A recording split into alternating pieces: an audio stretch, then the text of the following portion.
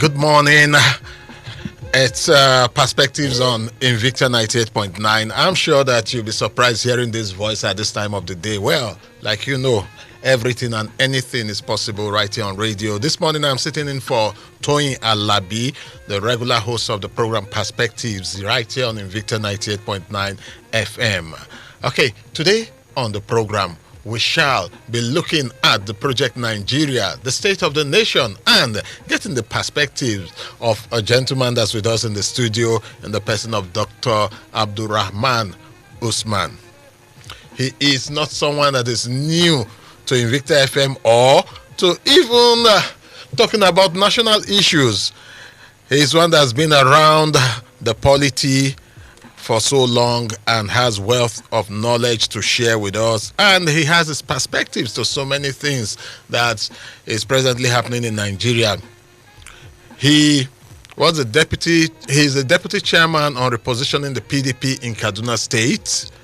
He is the chairman publicity committee of the zonal congress that was supposed to hold last week, or that held last week, or that was not conclusive last week Saturday. He was also the director, NGO and support group of the People's Democratic Party prior to the 2019 general elections. Dr. Abdulrahman, you're welcome to Perspectives. It's my pleasure. Thank you for handing me feet to add voice to issues of the polity. When I posted that I was coming on this program on my Facebook wall in the morning, I've received calls from several displaced workers in Kaduna State who have been so traumatized. And I said, please, you are the voice of the people. Make sure when you come to Invicta, you put our cries across to the Tsar of Kaduna. All right. So also, you have already touched a part of what we are going to talk about. But generally, this morning, we want to be looking at the Project Nigeria and, of course, how what's your impression about this Project Nigeria, the state of the nation, and looking at various aspects. First of all, how would you rate the health of Nigeria today? We'll start with the health of Mr. President. My question is the health of Nigeria. We start with the health of the leader. The best hospital in Nigeria is in London. When our leaders go to London to go and take Panadol, then you see that we are in a very parlous state. What do I mean? Mr. President campaigned and he said that he will abolish medical tourism. But what have we seen over this past few years? He was the one that asked for the resignation of late President Umaru Musa Yar'Adua because the man was sick. I think Yar'Adua only went abroad about twice in his presidency. We cannot count the number of times that our president has been abroad for medical tourism. All right, that's the state of his health. As a nation. When our public hospitals were closed, we were on strike. He's already gone before the strike commenced. No, the notice was on, and the very day the strike was commenced, he left. So, what is your rating of the health of the nation? It starts with me. Okay. Traumatized, brutalized, can't make ends meet. Why? You can see today Nigeria is the poverty capital of the world. We have overtaken India. Today Nigeria has the highest rate of unemployment citizens in the world. Today Nigeria has the highest rate of out-of-school children in the world. Today Transparency International has said that the level of corruption in Nigeria is far ahead of what we had before the advent of Mr. Integrity, General Buhari. That was just an organization. What are Nigerians saying? And that was the organization which they relied on to say that there was so much corruption that it was eating the nose during the era of PDP. But now even the head has been chopped off with corruption. I can understand, Dr. Abdulrahman. It's the facts. These are facts by Transparency International. These are not facts by me. Yeah. Only recently, the National Bureau of Statistics, which is an agency of the federal government, said that no less than 33% of Nigerians were unemployed, and that almost an equal amount to were not fully gainfully employed. Mm-hmm. When you add up the statistics in a country of over 200 million people, that means we have about 130 million people who cannot afford even $2 to place meal on the table. That is a serious indictment of the government, and that is the way to approach the state of the nation. And that is to say that in other climes, General Buhari will have resigned. He raised spaghetti, and I told the common man that this spaghetti is too expensive. He said, what is subsidy? The subsidy is fraud. He claimed to remove subsidy. He made the fuel price at 87 naira. Today they are telling us that we should be ready to pay over 200 naira for fuel. He promised to build 1 modular refineries per year. Today we have not seen any refinery built by government of General Buhari. Even our refineries have been very comatose. We've been spending billions to maintain redundant staff in the NNPC. Our presidential candidate, Atiku Abubakar, in the campaign said he would privatize or sell off NNPC. Lai Mohammed and others said all sorts of things about him. Today, that is the same narrative they are telling us. It tells you that they are not on track with the pulse of the nation in terms of economy, in terms of even the capacity to manage, in terms of even the political will. And of course, when you talk within the mix of all this issue, the insecurity is the critical thing. At the time General Buhari came to power, or before he came to power, one of the promises he made to Nigerians was that he was going to exterminate Boko Haram within 6 months. Today, Boko Haram has become so powerful. Not only Boko Haram, we have all different kinds of harams. Because of the state of insecurity and the poor management of the economy, we're on the cliff edge. Okay. What do I mean by we're on the cliff edge? I just had Ebu Bwagi from the southeast, Amotekun from the southwest. They bought Shege Kapasa from the north. The North Central is planning its own. What is that telling you? People are enchanted, even those that are in governance at the various zonal level are exposing their disbelief in the federal government. Security is one of the main justifications for any government. Security and welfare of the people. In the absence of it, it becomes an animal farm. Do we have security today in Nigeria? Today as we speak, Nigeria is the third most terrorized state in the world. These are facts which the international community is well aware. I'm not playing politics. I'm a statesman that over 60 years I should be concerned about the future of Nigeria. Okay, let me take you back. Today as we speak now, in no less than 34 states of Nigeria, we are virtually in a state of emergency. In Kaduna today, in the past, we used to have kidnappings in the outskirts. Anyway, we have already consigned Biningwari local government out of the 23 local governments in Kaduna State. Well, that's But what I'm trying to say, taking it to personal now. But no, I just want us to step back a little bit. They are facts as they are. Yes, they are facts as they are. But I'm only exposing it because it's coming from the and from the way you're saying it, and from the picture that you're painting, that it looks very gloomy. Well, is there anything that I've stated that is not the obvious? That is the fact. You see, we must speak the truth to power. Yes, even why speaking the truth to power? Dr. Abraham has no any other country other than Nigeria. Yes. I can't go and claim Ghana tomorrow. Why speaking the truth to power? Dr. Abraham, just a minute. My prayer is that our leaders should be able to get it right. Okay. And to make them to get it right, you must speak the truth to them. You must put to them the clear narratives. You know, if you paint a picture that everything is all right, then the leader does not know what is the problem. And I want to say, and I want to believe, and I have said it several times, with the way the country is being run, it appears General Buhari is not in charge. Or it appears that he's not reading the security reports, which is supposed to get on a regular basis from the National Security Advisor. Just the way you have your concerns, concerns and feel that things are not working right. There are also 1,000,001 persons that feel that this is how it should be. Okay. So it's your perspective you are telling us now. I'm coming. This is how it should be. Let me start from stomach infrastructure. Okay. A few days ago, I was in the market to shop for upcoming Ramadan fast. And the bag of beans is now 65,000 naira. Historically, never in the history of Nigeria. When General Buhari took over government from the PDP, the price of beans, an average price of beans was 18,000 naira off season. I would want you to address him properly. General Buhari retired, please. He's no longer a general. So you add a sorry, retired so that will properly even by address putting the him. general, I'm even saying he's acting like a general. Sorry, he's not really acting as a general. Thank you for correcting me in terms of. No, you add a retired. Yeah, because he's retired. retired. Okay. So once a general, always a general, except by whether you act as a But general. then addressing him, we must add a retired It's to still, properly it's still address out of him. respect when you say General Buhari, but it's just that it really, the correction you have made properly to put this perspective clearly is that a general was not acting as a general. Thank you very much for that correction. Retired. Okay, retired for General Buhari.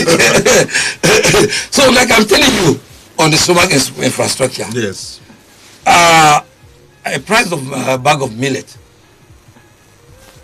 is now 25,000 naira. The price of maize is 20,000 naira. When General Buhari retired, Yeah. Oates came into power, the price of rice, even the foreign rice, was 7,500 naira. Today, the price of local rice is about 28,000 naira. Now, where is the CBN intervention? If the CBN has actually intervened properly, if it was not a fraudulent scheme like we used to say it is, a family and friend cronyism, which is the hallmark of this APC-led government, if truly this thing got to farmers, but tell me, which farmers are you even giving these incentives to? When there's insecurity, when the farmers cannot access their farms, when even the few that could access their farms in states of Zamfara, Yobe and elsewhere have to pay money to bandits before they could harvest their crops. So where is the intervention really going? That is the question. A lot of billions have been sunk in. And only recently, even the CBA, the government itself, indicted NESAL, which is one of the principal agencies that is being used for the intervention. Yeah. That it was mired in corruption. And that is part of what we are telling you, that corruption has chopped off the head, not just the mouth in this government. Okay, if we are talking about how, from the picture you have painted, which you said is the reality on ground, is that things look gloomy. High cost of living. High cost of living and all of that.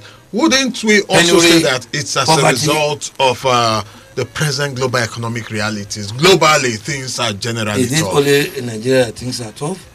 Should that be an excuse why we should overtake India as the poverty capital of the world? Is that the reason why we should have this high unemployment rate? Is that the reason why the cost of living index should go so high?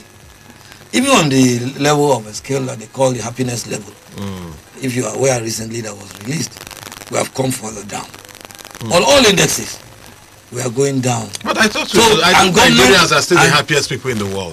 Not at all. I've just given you an index that on the happiness level, we have gone so badly down. If you say we are the most prayerful people, we pray so much, that was in the past. But even people are even, may God forgive me, people are even beginning to look at, please God, where art thou? Because we have been scammed. The promises this government promised to deliver democratic dividends, people are not seeing it. Well, you've been People talking are about disenchanted. this government promising. But Government for the of- 16 years of PDP, and that is they why fulfill all of their and that is why promises. now the epithet of APC, as people call it, all promises cancelled, Yes. because the promises That's have what not you been just fulfilled. said. That's what you said. But the PDP, your party, in their 16 years in power, one, didn't they play politics the way it's been played now? One. Then secondly, you should- how did they fulfill all of their promises? And at what point should we stop You should promising thank- things we you can't should- do? You should thank PDP, because the PDP is the epitome of democracy in Nigeria. The PDP gave Nigeria the first civilian to civilian transition ever. Before the 2019 general elections, when General Buhari, I'm sorry, the retired is almost hanging my neck, my throat, retired, was interviewed about whether he will lose the election. He said he will not lose. Oh, sorry, they asked him whether if he loses the election, he will hand over. He refused to answer. Very apolitical. That tells you. Well, for me, I played key roles in the 2019 general elections, and I saw a lot of the shenanigans that took place. And for the first time in the history of Nigeria, all the gains that were achieved by Professor Jega were seriously reversed. Even Jega himself has come out to speak so loudly about his disenchantment that the INEC he left was not the same INEC. And of course, Nigerians know too that part of the game plan of harassing the judiciary before the 2019 general elections was part of the scheme of cowing that critical arm of government to bow to anything. Because, let me espouse it for you. I have to start with Kaduna State, where I am. Okay. And where I was the director of NGOs and support groups, where I served as an observer in the daytime, and I was a returning officer for the Kaduna North local government in the elections. Okay. At the tribunal, we asked that the votes be recounted. Those votes, the judiciary, the tribunal denied us the right. The tribunal denied the good people of Kaduna the right to have their votes to really count. Because if you say you win an election, you don't kick against somebody saying let's have a recount. Let's cross-check and see properly what were the votes that were really garnered by all the parties that took part in the general election. That is one. Two, there's even another analysis that you can typically and clearly see empirically. I want to ask you, between the SAR of Kaduna and General Buhari retired, who is more popular? Between who? The SAR. Who is SAR? Oh, sorry. The governor of Kaduna State. And General Buhari, who is more popular? Every honest Nigerian will tell you that as far as APC, General Buhari is more popular than Nasiru, polls apart. But what were the statistics of the election? General Buhari polled about 800 and something thousand votes. But when it came, the PDP polled about 600,000, 650,000 votes in the presidential elections. What will common sense tell you about the gubernatorial elections? Certainly, the votes cannot surpass or should not surpass what we have. But with a whim of magic, El-Rufai was recorded to have polled 1,200,000 votes plus. Where did those 400,000 votes come from? Those are clear analysis that every discernible mind will know that something was really amiss. And even before the announcement of results by INEC, we have started seeing results of the election in the social media. A contrived thing. That's a Nigerian phenomenon, though it's not right. Coming to the presidential election, no! It tells you that some figures had been bandied and worked on, and was working to an answer. During the PDP era, that was also done. On social media, we see results being bandied even before INEC comes out with their final results. What I'm saying, on social media, you see results of various polling unit wards and local government, but not final results. But we are talking of a situation where election was still on, just barely around, at about 4 o'clock already. We are still seeing the results of Kaduna State in the social media. I was a returning officer for Kaduna North, like I said. We were there in the collation center up till about 3 a.m. Then we were asked to go and take a rest and come back the following morning to conclude. So how and where did anybody got figures? And those figures that were being bandied also tallied with the eventual figures that INEC brought out. Then the presidential election, I was one of the 6 people that testified for our candidate at the presidential tribunal. Even the kind of questions they were asking me, I was even pissed off. Why should you ask me whether General Buhari, when he was a coupist, when he took over the reins of government in Nigeria, when he meted out the democratically elected government, whether he addressed Nigeria in English? Why? At the presidential tribunal? But the facts of the critical thing that really mattered at that point was the issue of from CF001 a week before then, before the judgment of the Supreme Court, I think on 30th or 31st of July, in the case involving an APC member of Reps candidate, as to the issue of affidavit, as to the issue of certificate and errors and what have you, which were all on the same force with what we had with General Buhari retired. The Supreme Court ruled and disqualified the APC candidate. But when it came to General Buhari, just barely a week after, it was a different dance. They did stand on precedence as the exactly. Supreme Court judgment. Then look at even the issue of what we have in Imo now. The judiciary is making a mess of itself. What do I mean? The Supreme Court ruled that Ibezim is not qualified. He is the candidate of the APC, All Promises Council, in the election. All Progressive Congress. That is the way I see them. Nigerians may get confused and not know that you're talking about a particular political party. I'm only taking the acronym from what Nigerians are saying. But that does not represent the failure to really live up to their promise has make them to feel that there is no better way to refer them to them than that. So, like I was saying, having disqualified, I will affirm that Ibezim was the candidate of the APC in the election. Why on earth should a lower court decide to give it the same thing again, to declare Ararume after the pronouncement by the Supreme Court that Ararume was the candidate? That is one. Two, if the candidate that was recognized or affirmed by the Supreme Court had issues, as was already declared by the lower and appellate court, does the APC have monopoly to hold Nigerians to ransom, to make changes in terms of their candidacy for the election when there is a prescribed time for doing it, and that prescribed time has passed, to shift from Ibezim to Ararume? You understand my point? I do. So the proper thing to have been was that APC had no votes in that election. And if APC had no votes in that election, the proper thing to do would have been to say the party that came second, the People's Democratic Party, is the one that recorded the highest eligible votes in the election, and therefore issue a certificate of return to the candidate of the PDP.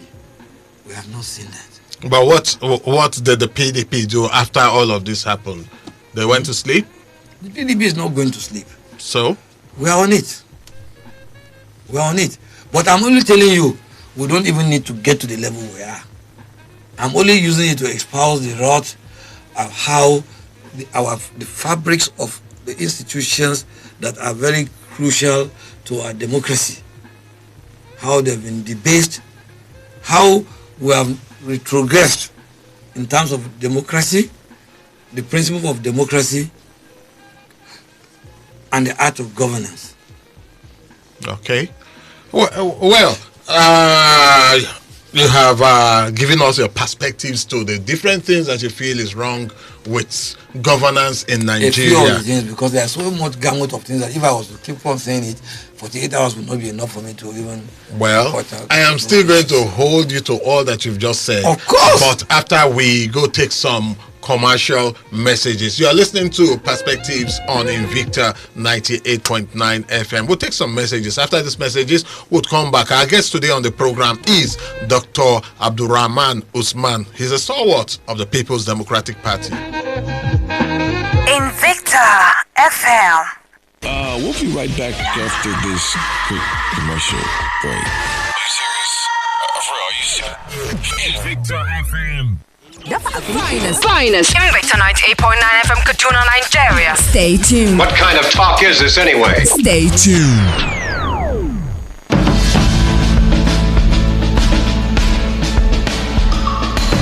Perceptions could change. Opinions can be formed with more and accurate information.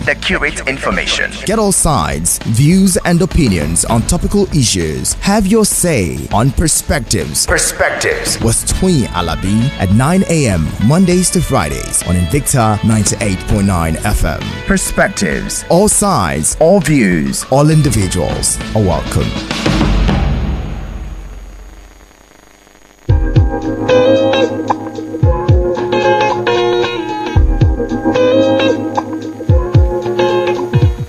All right, welcome back from that commercial timeout. You're still listening to Perspectives on Invicta 98.9 FM. And this morning, we are looking at the state of the nation. And our guest is Dr. Abdurrahman Usman, a stalwart of the People's Democratic Party. And we've been talking about so many things before we took that timeout. Now we are going to be looking at insecurity in Nigeria, and of course, what's your rating and what should be done to reverse the trend, because we should go beyond just blaming. We should also provide solutions to some of these issues that we are talking about. Dr. Abdurrahman. The answer is very simple. We have to do a thorough audit of the expenditure on security. Because today, if you go around the cities, most of the choice properties, real estate, are bought or have been purchased by top apparatives of the security services. These are unverified claims. Where are they getting the money from? These are I'm coming. So where they are getting the money? I'm coming. Do you have proof? If I have some documents, I wouldn't mind. I'm coming. You will even take influence from even the statement of the National Security Advisor on BBC, where he said that a lot of funds most of the funds that were released for procurement of armaments to the immediate past service chiefs was not properly accounted for. Yeah. Am I lying? He made a statement like that on another media network. Thank you very much. So don't you hold the government to ransom to that? And again, that tells you there's a lot of problem. Ordinarily, the proper thing to do in any crime, all the service chiefs are supposed to report to the office of the National Security Advisor, and he reports to Mr. President. But because of the culture of what was entrenched from the time of late Abba Kyari, when he took over as the Commander-in-Chief, even though we didn't vote him, and they were reporting to him. And you see that even recently to espouse that all these things really happened. The new service chief recently pledged to report to the NSA. Am I wrong? You just stated that. Isn't that an obvious fact? They said it was in the media. So that tells you that had not been in place in the past. So a lot of things are wrong. So if we want to get it right, we must get value for money. What do I mean by value for money? Value for money, if you say you release X amount, procure armaments, let it be X amount of armament on ground that we'll see. The welfare of our security forces too. Yeah. Historically, in the history of Nigeria, our security services have never gone on strike or tried to go on strike or demonstrated. But we saw it with the government of Mr. Integrity. When people who were in the theater of war in the Northeast protested because they were being denied their allowances. There was a time during the IBB regime that the police. No, don't tell me about IBB. That was we cannot say it has never ever happened in the history of Nigeria. And some people went on strike and they were also arrested and prosecuted. That was the military regime anyway. Yes. So we are talking of a civilian regime where accountability is supposed to be the hallmark of governance.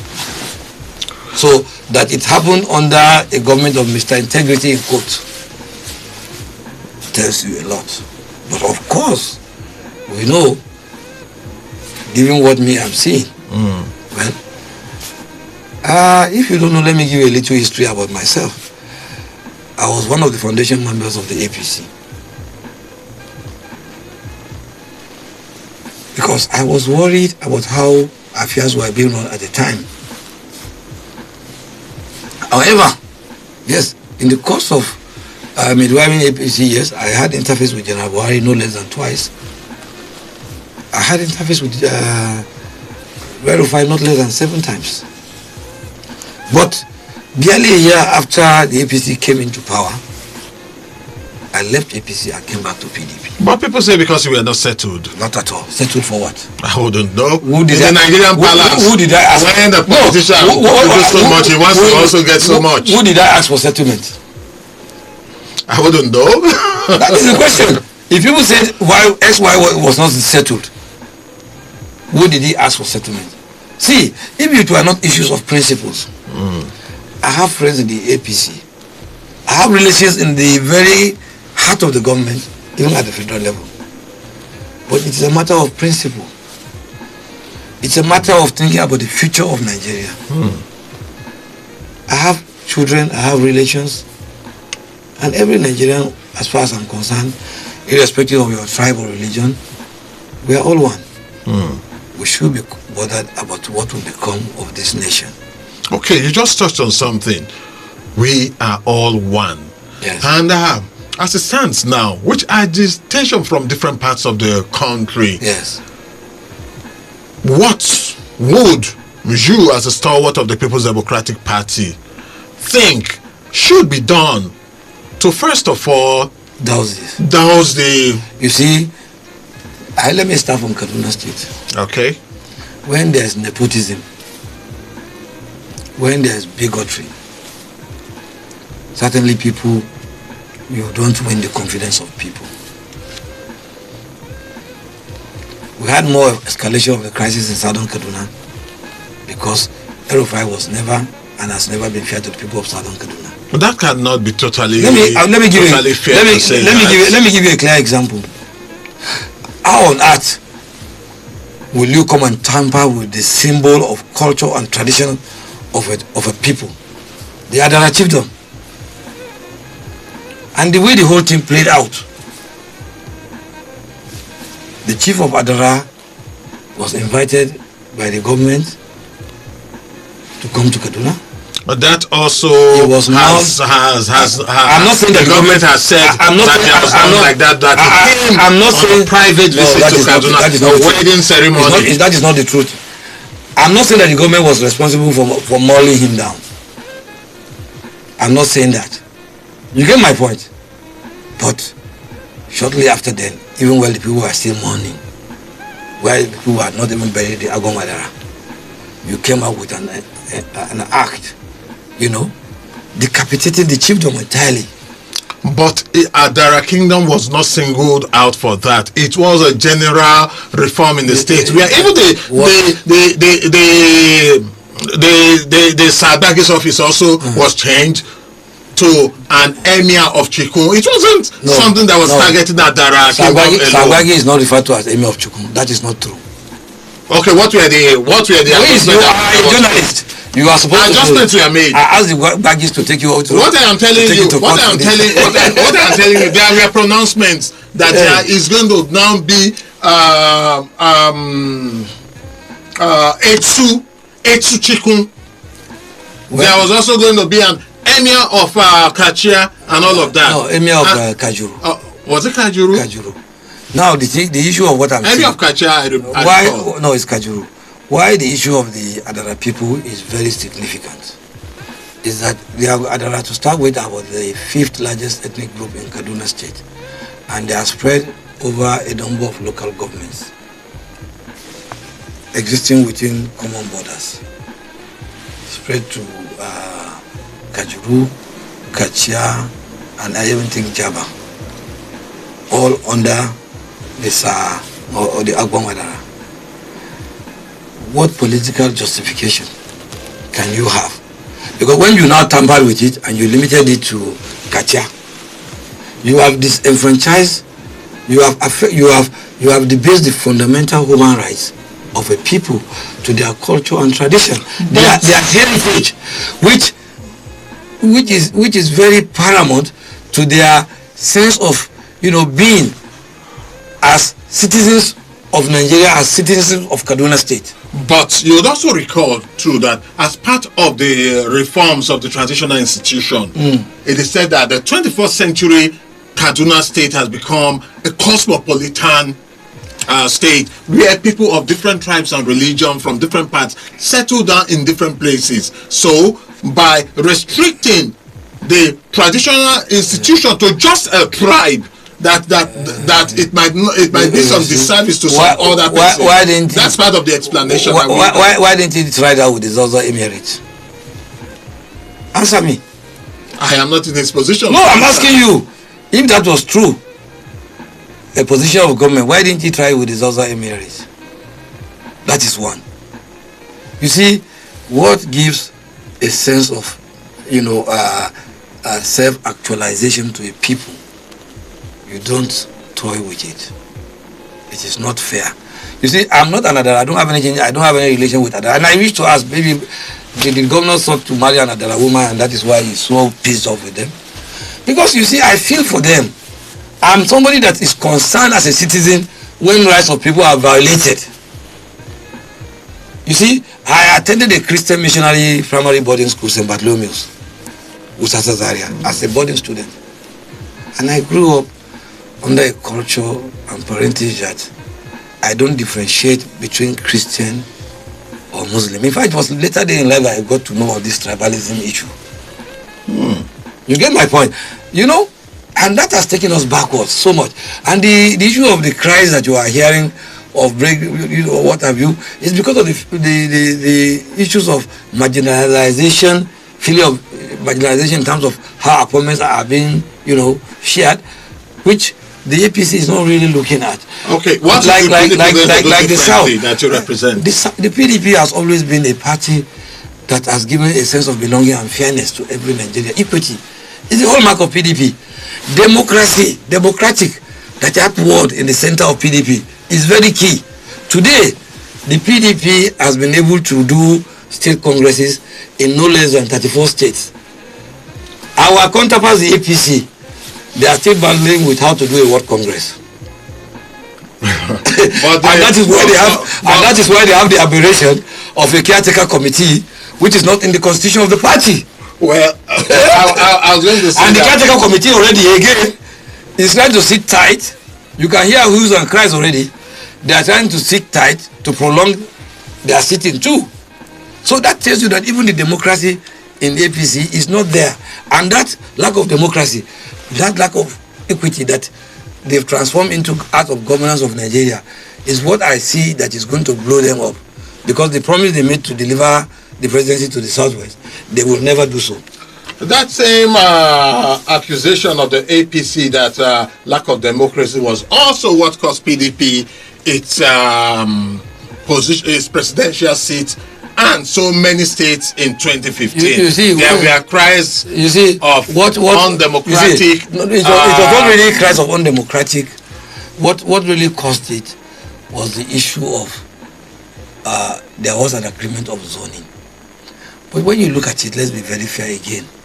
For a sitting president, he has the right to be given a chance. Also there's something called a gentleman's agreement. You get my point? For a sitting president.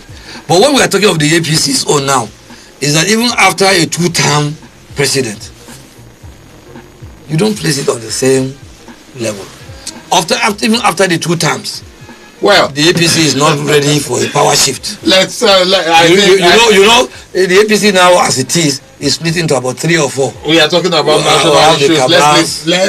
Let's not make it a program. APC as a governing party, you must talk about it because they're the one ruling, calling the ACs in Nigeria today. If they do it, if they get it right, Nigeria will be better. But it's because they've gone asleep. That is where we are today. And the opposition is also slumbering. We are not slumbering. All right, let's open up the phone line. Let's have some the committees that was set up by the PDP to evaluate, yes, and which on Saturday could not hold a sitting. I'm talking of the Saraki committee. Okay, the Sarati Committee. Yes. And even at the state level, just like you said, even in my introduction here, I'm the deputy chairman of the committee to reposition the PDP in the state. That is to tell you that holistically we are looking at issues of how do we fix Nigeria properly. But to fix Nigeria properly, we have to start with the PDP, and that is what we are working on. Okay. Work in progress. 081 40,000. And sorry, please. I must not forget about the traumatized citizens of Kaduna State who have been psychologically, emotionally demolished. You see all the demolitions that is ongoing. You see all the retrenchment that is ongoing. They cried to me when I posted on my Facebook wall. A lot of people called me this morning. My battery almost went down before I came here because of course. That those that were retrenched in 2018, let's have them call. have not got their benefits. Let's have them the violation of the extant rules of the civil service, in which over 4,000 recently were retrenched, and they are even promising more again. Well, those are the issues that is happening to insecurity. They called you privately. Let's have them call now. 081 40,989 and 070-87-800-989. Let's find out who our first caller is going to be this morning. Good morning. Hello, good morning. You are welcome to Perspectives. What's your name and where are you calling us from? My name is Timothy and I'm calling from Marabarido. All right, Timothy. When I listen to the PDP making their contribution on radio, I feel happy. But when I come to their way of implementing their program to succeed in their election, I get scared whether what they are saying is right. I agree with Dr. Abdulrahman in a way. But the way things are going in this Kaduna, in their election, I hear of a PDP restoration, I hear of this, I begin to get scared. Some of us are sympathizers of this party, but we are not happy the way they are running their administration. And I don't know how Abdulrahman intends to do this since the local government elections are fast coming 2 months time in Kaduna. All right. Thank you very much. Thank you so much. We'll take another call now. Hello, good morning. Welcome to Perspectives. Good morning, Mr. Heath. Good morning. What's your name and where are you calling us My from? name is Musa Bala and I welcome your guest. Musa Bala, let's quickly have your take. I'm sure your guest must have seen construction before you reach your station in all the places. You see, I laugh. When 22 years, since 1998, PDP can never consider the Southeast that they are the traditional support. They never consider them for power shift. And today PDP is teaching us power shift. I think Nigerians are wiser now. And for the point of correction, the government never carry any tribalism in it. And for Nigeria to say that there's no fight against corruption, it's something that we laugh. We have just recently seen the return of James Boris Loot. And there should be a big shame for those loot have stolen before their watch. During the period of General Obasanjo, there's nothing that we have not seen in Nigeria. And for somebody to tell us that there's no refinery in Nigeria, probably he's either not in Nigeria or he's being very economical about the truth. We have witnessed the commissioner of Water Smith Refinery, Agicha Refinery is on the way, and Dangote Refinery is in the way. And I think could claim to say refinery was not for the benefit of Nigeria. He has said it openly that he's going to reach his price, of which we had one of them today, but Nigerians rejected them with their fake server. And for the issue of Nigeria as the most unemployed country, I wouldn't be able to below unemployment when the cartel of annual ritual of fuel scarcity in Nigeria has been broken. They render them offline. IPP has rendered a lot of people who are ghost workers offline. BDS have stopped a lot of people from taking their money in the back. The present administration are not taking over that fund because it was a looted money, misappropriated money to the society. Let there be another election. Employ more server. Nigeria will show you that they are now up to date. We are seeing development. We are seeing a lot of infrastructure in place. So we are not going to be taken by any statement of sentiment either because of religion or as a tribe. Nigeria are wiser. All right, thank you very much. Thank you. We'll take one more call and we'll quickly come and round up the program this morning. Hello, good morning. Good morning, the presenter. Good morning. What's your name and where are you calling us from? I am Mr. Andrew calling from Agua. All right, Mr. Andrew, can you in 1 minute make your submission? Yes, I want to tell the pain that your guest there that is very, very, very economical with the truth.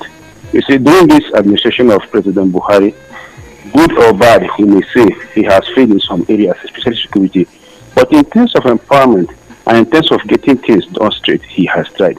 So I want to use this video to disable the minds of people like him who are always in the habit of trying to... Just make your point and talk about the issues and leave the persons. Okay, the issue is that the APC government has tried. Now I am from Benue State. Go to Benue State, it's a PDP government there. It has failed us woefully. Woefully. What Erufai has done, he has not done half of it. So I think APC is still a party to beat any day, anytime. Thank you. All right, thank you. Let's come to the studio now because we are really out of time. Dr. Abdulrahman, in 2 minutes, can you... You must give me fair hearing to take the questions one by one. I would have loved to, but time wouldn't permit us. Talking about governance and what they are saying. Government is about people, and government is for people, not people for government. When you demolish people emotionally, psychologically, as we have with retrenchments, as we have with demolitions, and people are not being adequately compensated, you cannot justify that as good art of governance. The issue of corruption is not my word. It's the word of Transparency International, an international body, which was one of the pivots that APC used to campaign in 2015. Then talking about the first question on the issue of refineries, General Buhari promised to construct one refinery every year. Yeah. It is a fact in the public domain that we have not seen any refinery by Mr. President. Only a fool, I'm sorry, no same person will come and say, I will sell refinery to my friends. As somebody is alluding that Atiku said he will sell refinery to his friends. So you can see the issue of people, being economical with the truth. Dr. Abdulrahman is not somebody that is ever economical with the truth. When I say issues, even though I'm partisan, I say issues based on facts and analyze issues based on those facts as they are. Just as we see in Kaduna State here. In 2018, the governor here awarded a contract for the purchase of drones. Up to today, we have not seen those drones. Don't we have insecurity again? If we don't have insecurity again, as he wants us to believe, let him go on a Kaduna-Abuja highway without the security details, and let them refund our money back to the public treasury. We have not seen either of those things. Those are facts on the ground. So it's not about the issue of somebody, the issue of unemployment that he's talking about, and the issue of empowerment of people. Who are the people who really got it? If NISAL, which is one of the principal arms that has been used for empowerment, particularly in the agri sector, is been mired in corruption, that says much that this empowerment is about family and friends. It's a cronyism government. It's a government of cabal, family and friends, from the top down to the bottom. Well, and that is what Erufai is doing to here in Kaduna. You have, Dr. Abdulrahman, you've given us your perspectives this morning. I want to sincerely thank you for having time to be on the program this morning. And for the listener and callers, we sincerely appreciate you. Because of you, that's why we are here. And believing that with what we discussed today, we've gotten a new perspectives to all of these issues.